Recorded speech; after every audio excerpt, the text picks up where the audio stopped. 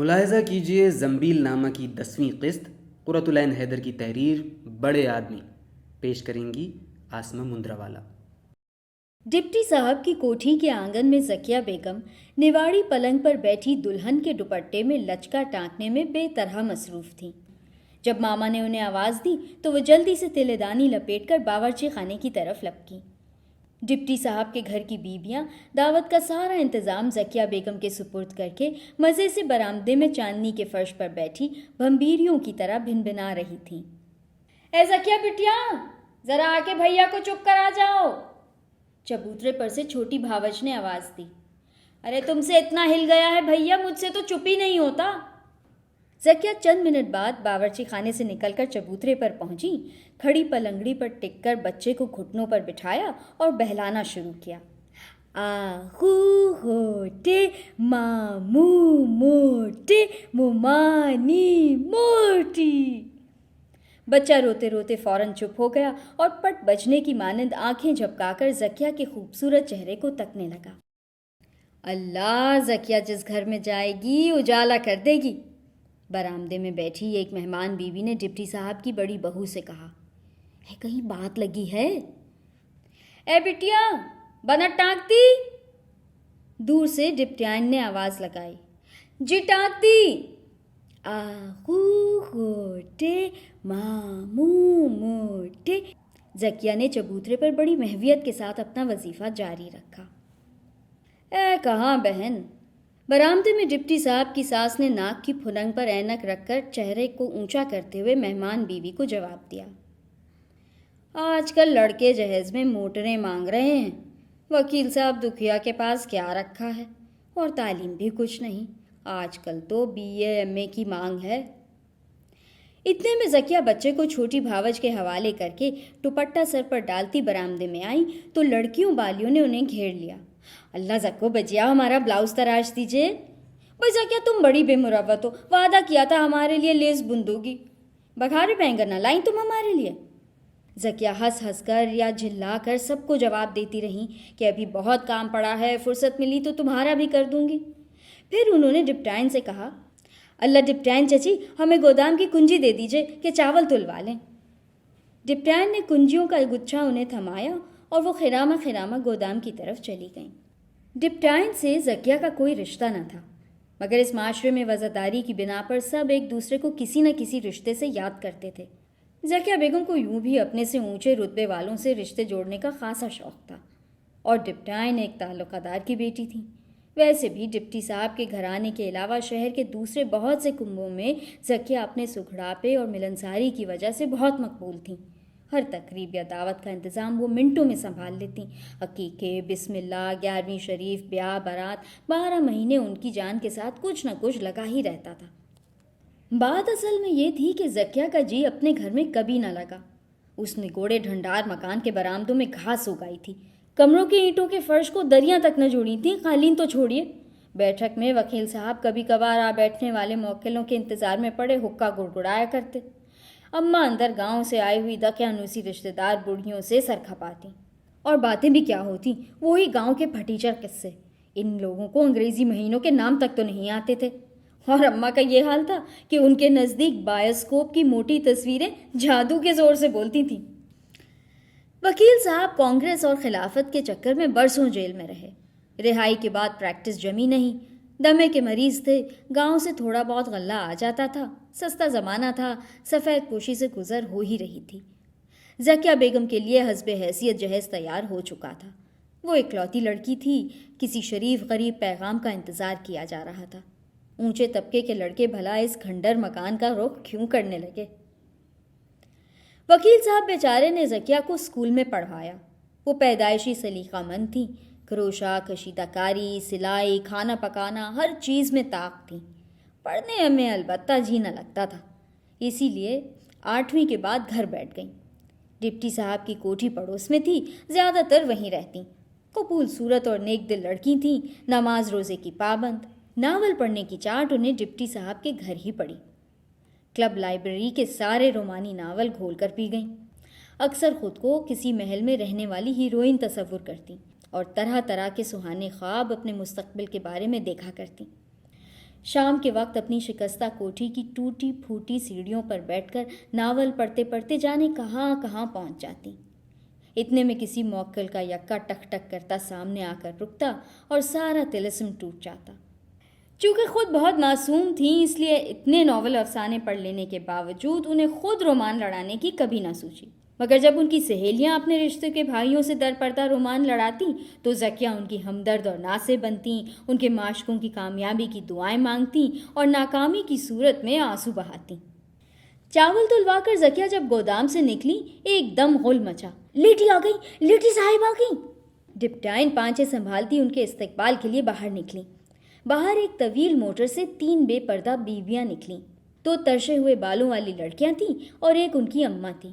سب بڑی تمکنت سے آ کر پچھلے برآمدے میں مسند پر آ کر بیٹھ گئیں۔ افراتفری میں چھوٹی بھاوج نے زکیہ کو ان لوگوں سے ملوایا تک نہیں، مگر کھانے کے بعد آفتابہ اٹھا کر مہمانوں کے ہاتھ دھلاتے وقت زکیہ نے خود ہی لڑکیوں سے بات چیت شروع کر دی۔ یہ دونوں گلنار اور یاسمین سر اعجاز اور لیڈی احمد کی لڑکیاں تھیں۔ سر اعجاز حال ہی میں شہر میں آ کر رہے تھے۔ ہم عمر لڑکیوں میں پل کے پل میں دوستی ہو جاتی ہے، چنانچہ زکیہ اور گلنار اور یاسمین میں بھی فوراً بہناپا قائم ہو گیا۔ لیڈی صاحب نے زکیہ کو آئندہ ہفتے اپنے یہاں میلاد شریف کے لیے مدعو بھی کر ڈالا۔ گھر لوٹ کر زکیہ نے بے حد مسرت کے ساتھ وکیل صاحب کو بتایا کہ انہیں سر اعجاز کے یہاں مدعو کیا گیا ہے اور سر اعجاز بہت بڑے آدمی ہیں۔ انگریز کے پٹھو ہیں، وکیل صاحب نے مختصراً کہا اور خلال کرنے میں مشغول رہے۔ لیکن اماں دل میں بہت ہی خوش ہوئیں۔ بڑے گھرانے سے ملاقات ہو گئی، شاید اسی وسیلے سے کہیں اچھا رشتہ لگ جائے۔ بہت جلد زکیہ لیڈی اعجاز کے گھرانے میں رل مل گئیں۔ ہفتے میں 1 آدھ بار تو ضرور ہی ان کے وہاں پھیرا لگا آتی۔ ایک روز ڈپٹی صاحب کی بہو نے تانا دیا، بڑے آدمیوں سے دوستی ہو گئی ہے، شاید اسی لیے اب ہمارے یہاں نہیں آتی ہیں زکیہ۔ نہیں، یہ بات تو نہیں، توبہ کرو بھابھی، زکیہ نے شرمندہ ہو کر کہا۔ مگر واقعہ یہی تھا کہ ڈپٹائن کے گھر کے فرسودہ ماحول کے مقابلے میں قصر اعجاز کی رومانٹک فضاؤں میں زکیہ کا جی بہت زیادہ لگتا تھا۔ سر اعجاز کا اکلوتا لڑکا ولایت سے میم لے کر آیا تھا اور کسی دوسرے شہر میں رہتا تھا۔ گلنار اور یاسمین سینئر کیمبرج کرنے کے بعد اب شادی کے انتظار میں گھر پر بیٹھی تھیں اور میوزک اور پینٹنگ سے شغف کر رہی تھیں اور انگریزوں والے کلب میں جا کر بیڈمنٹن کھیلتی تھیں۔ وہ دونوں بہت ہی معمولی شکل کی لڑکیاں تھیں۔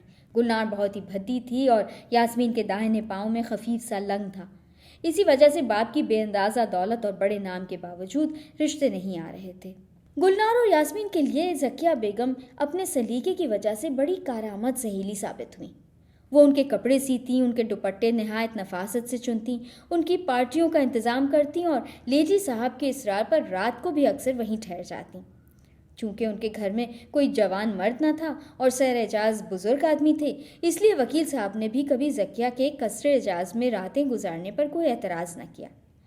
قصر اعجاز کا ماحول بے حد ناولانہ تھا، اسی لیے زکیہ خود کو اب باقاعدہ ایک رومانی کردار سمجھنے لگی تھی۔ اب وہ گلنار اور یاسمین کی طرح سر اعجاز اور لیڈی صاحب کو ڈیڈی اور ممی کہتی اور لیڈی اعجاز بھی ان سے بڑی محبت کا سلوک کرتی تھیں۔ وہ اکثر کہتی، مجھ کو خدا نے ایک پلی پلائی سگھڑ بیٹی دے دی، میری لڑکیاں تو دونوں بالکل ہی نکمی ہیں۔ زکیہ یہ سن کر باغ باغ ہو جاتی، مگر بڑے صدقے دل سے گلنار اور یاسمین کی طرفداری کرنے لگتی۔ ایک شام کو زکیہ حسب معمول سائیکل رکشہ پر پردہ بندھوا کر قصر اعجاز گئیں تو معلوم ہوا کہ لیڈی صاحب اور دونوں لڑکیاں کلب جا چکی ہیں۔ سر اعجاز وائسرائے سے ملنے دلی گئے ہوئے تھے۔ زکیہ اطمینان سے باغ میں ٹہلتی رہیں کہ اتنے میں ایک کار آ کر رکی اور ایک بڑا خوبصورت نوجوان نیچے اترا۔ زکیہ ڈوبتے سورج کی روشنی میں گلاب کی کیاری کے پاس کھڑی بہت دلکش معلوم ہو رہی تھی۔ نووارد ان کو دیکھتا کا دیکھتا رہ گیا۔ پھر چند لہجوں کے بعد کھنکار کر ذرا گھبراتے ہوئے اس نے کہا، معاف کیجیے گا، سر اعجاز تشریف رکھتے ہیں؟ زکیہ نے چونک کر نوجوان کو دیکھا اور بڑی سادگی اور اخلاق سے جواب دیا، جی نہیں، ڈیڈی تو دلی گئے ہوئے ہیں، ممی ابھی کلب سے آتی ہی ہوں گی، آپ تشریف رکھیے۔ نوجوان جس کا نام ظفر احمد تھا اس کو تکتے تکتے جھینپ کر گھاس پر بچھی کرسی پر دھم سے بیٹھ گیا۔ چائے پیجیے گا یا شربت؟ زکیہ نے پوچھا۔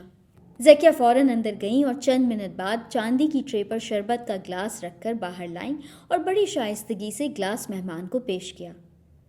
کیا سادگی اور معصومیت ہے، ظفر احمد نے کھڑے ہو کر گلاس ہاتھ میں لیتے ہوئے سوچا۔ اتنے بڑے آدمی کی لڑکی اور بیرے کو آواز دینے کی بجائے خود شربت لے کر آ گئی، کمال ہے۔ آپ یہیں کالج میں پڑھتی ہیں؟ ظفر احمد نے دریافت کیا۔ جی نہیں، زکیہ نے دوسری کرسی پر ٹکتے ہوئے جواب دیا۔ میرا دل، انہوں نے ذرا جھینپ کر کہا، میرا دل خانہ داری میں زیادہ لگتا ہے۔ اچانک انہیں احساس ہوا کہ وہ ایک اجنبی نوجوان سے اس قدر بے تکلفی سے باتیں کر رہی ہیں۔ گلاب کی کلی کی طرح سرخ ہو کر انہوں نے گلاب کی ایک پنکھڑی توڑی۔ چند لمحوں تک بڑی گمبھیر خاموشی چھائی رہی، جس میں باغ کے درخت اور پھول شام کی ہوا میں سرسرایا کیے۔ ظفر احمد بھی بہت گھبرائے ہوئے معلوم ہو رہے تھے۔ شربت ختم کر کے وہ اٹھ کھڑے ہوئے اور گھڑی دیکھ کر بولے، اب اجازت دیجیے، دل تو بہت چاہ رہا تھا کہ کچھ دیر اور یہاں بیٹھوں، مگر مجھے رات کی ٹرین پکڑنا ہے۔ لیڈی صاحبہ نہ جانے کس وقت تک یہاں آئیں گی۔ میری ان سے پہلے کبھی ملاقات نہیں ہوئی۔ میں دراصل اس شہر میں آج ہی آیا ہوں۔ آپ کے ڈیڈی سے ایک ضروری کام تھا۔ میں ان سے بھی پہلے کبھی نہیں ملا ہوں، افسوس آج بھی ملاقات نہ ہو سکی۔ ممی تو بلڈ پریشر کی وجہ سے کہیں آتی جاتی نہیں ہے، مگر آج گلنار اور یاسمین کا بیڈمنٹن کا میچ تھا، اس لیے چلی گئیں۔ گلنار اور یاسمین کون ہیں؟ آپ کی چھوٹی بہنیں؟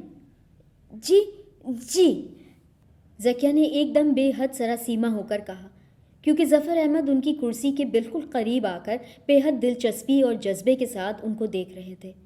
زکیہ بھی اٹھ کھڑی ہوئی اور دوپٹہ ٹھیک سے اوڑھ کر پھاٹک کی طرف نظریں گھما دیں۔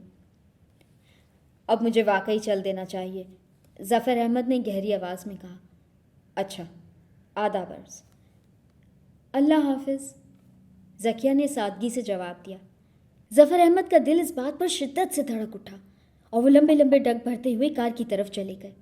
چند لہجوں بعد کار پھاٹک سے باہر نکل گئی۔ ظفر احمد الہ آباد کے ایک متوسط گھرانے کے چشم و چراغ تھے۔ لندن میں ڈاکٹری پڑھ رہے تھے اور شادی کے ارادے سے وطن واپس آئے تھے، مگر سر اعجاز کے یہاں وہ شادی کے ارادے سے نہیں آئے تھے۔ وہ کسی اونچے گھرانے کی فیشنیبل لڑکی سے بیاہ کرنا ہرگز نہیں چاہتے تھے۔ برسوں لندن میں رہنے کے بعد وہ ایک ٹھیٹھ ہندوستانی لڑکی کو شریک حیات بنانے کے خواہاں تھے۔ وہ چاہتے تھے کہ کسی سیدھی سادی اور غریب گھرانے کی لڑکی کو بیاہ کر اپنے ساتھ لندن لے جائیں، مگر اس وقت زکیہ کو دیکھ کر وہ حیران رہ گئے کہ ایسی بھولی بھالی اور نیک طبیعت لڑکیاں بھی اس اونچے اور فیشنیبل طبقے میں موجود ہیں، تو اگر ڈھیر ساری دولت بھی مل جائے تو کیا حرج ہے۔ کوئی 10 روز کے بعد الہ آباد سے ظفر احمد کی والدہ کا خط لیڈی اعجاز کے پاس آیا۔ اپنا اور اپنے خاندان کا تعارف کرانے کے بعد انہوں نے لکھا تھا، آپ کے دولت خانے پر آپ کی بڑی صاحبزادی سے میرے لڑکے نور چشمی ظفر احمد سلمہ کی اتفاقیہ ملاقات ہو گئی۔ بہن صاحبہ، آپ جانتی ہی ہوں گی کہ آج کل کے لڑکے نئی وضع کی لڑکیوں کے ذکر پر ہی کانوں پر ہاتھ دھرتے ہیں، مگر آپ کی صاحبزادی بلند اقبال کے حسن صورت و سیرت سے عزیزی ظفر احمد بے حد متاثر ہوئے ہیں۔ یہ یقیناً آپ کی اور سیر اعجاز کی دی ہوئی اعلیٰ تعلیم اور تربیت کا نتیجہ ہے کہ آپ کی بیٹی آج کل کی ماڈرن لڑکی معلوم ہی نہیں ہوتی، وغیرہ وغیرہ۔ آخر میں لکھا تھا، ظفر احمد سلمہ شادی جلد از جلد کر کے اسی مہینے کے آخر میں اللہ رکھے دلہن کے ساتھ واپس ولایت جانا چاہتے ہیں۔ لیڈی اعجاز یہ خط پڑھ کر ہکا بکا رہ گئی۔ خط میں جس تاریخ کا ذکر تھا اس کو تو گلنار اور یاسمین گھر پر ہی نہیں تھی، اور حسن و صورت و سیرت، یا مظہر العجائب۔ ٹھیک اس وقت لیڈی صاحبہ نے دیکھا کہ زکیہ بی بی گلنار کا سویٹر بنتی خرامہ خرامہ سامنے سے چلی آ رہی ہیں۔ لیڈی صاحب نے ہڑبڑا کر پوچھا، بٹیا، جس روز گلنار اور یاسمین کا کلب میں میچ تھا تم یہاں کس سے ملی تھی؟ کوئی ظفر صاحب تھے مامی، میں نے آپ کو بتلایا تو تھا کہ ڈیڈی سے ملنے کوئی صاحب آئے تھے، میں نے ان کو شربت دے دیا تھا، چائے کے لیے وہ مانے ہی نہیں۔ اوہ، لیڈی اعجاز کی سمجھ میں ساری بات آ گئی۔ پیغام فی الفور منظور کر لیا گیا اور گلنار مایوں بٹھا دی گئی۔ اگلے ہفتے جب دولہا والیاں الہ آباد سے چل کر آئیں تو ان سے کہہ دیا گیا کہ ہمارے یہاں نکاح سے پہلے لڑکی دولہا کی ماں بہنوں تک کو نہیں دکھائی جاتی۔ ظفر احمد کی والدہ اتنے اونچے گھرانے میں بیٹے کا رشتہ ہو جانے سے اس قدر خوش تھیں کہ انہوں نے لڑکی دیکھنے پر مطلق اصرار نہیں کیا۔